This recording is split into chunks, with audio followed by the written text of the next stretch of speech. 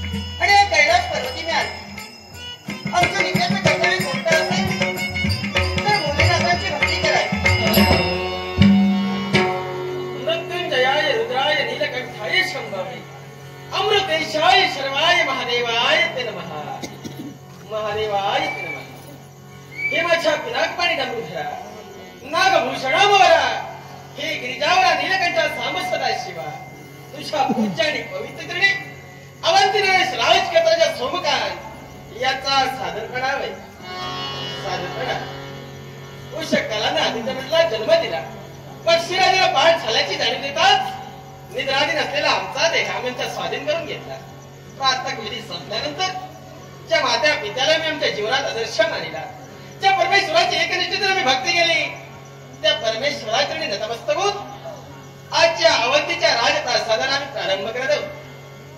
राजप्रासादाची एक एक पायरी चढता चढता चौ बाजूला मी कटाक्ष टाकला. बांधणार आवाज ते चौकार मंत्री महोदय आज सारांची प्रसन्न वदना पाहिली. माझ्या ठिकाणी धन्यता वाटू लागली. कारण प्रत्येकाच्या मुखाने शब्द लिहायला ऐकलंय. राज गंधराजे सोमकांत यांचा विजय असो, राजाधिराज सोमकांत यांचा जय जयकार असो. खरंच राजा या संज्ञेत पात्र ठरल्याचा सार्थ अभिमान वाटू लागला. कारण राजकर्ता म्हणजे कोणी सामान्य नव्हे. र म्हणजे रेत आणि ज म्हणजे जतन. त्यानं या लाख जनतेचे जतन यथायोग्य केलं तो राजकर्ता त्या जीवनात यशस्वी ठरला. कारण आमच्या गुरुभाऊची शिकवण होती, बाळ सोमकांत जीवनात जर तुला यश संपादन करायचं असेल, स्वतःच्या कुळाचा नावलौकिक वाढवायचा असेल तर तळाचा दडलेल्या रेषेतील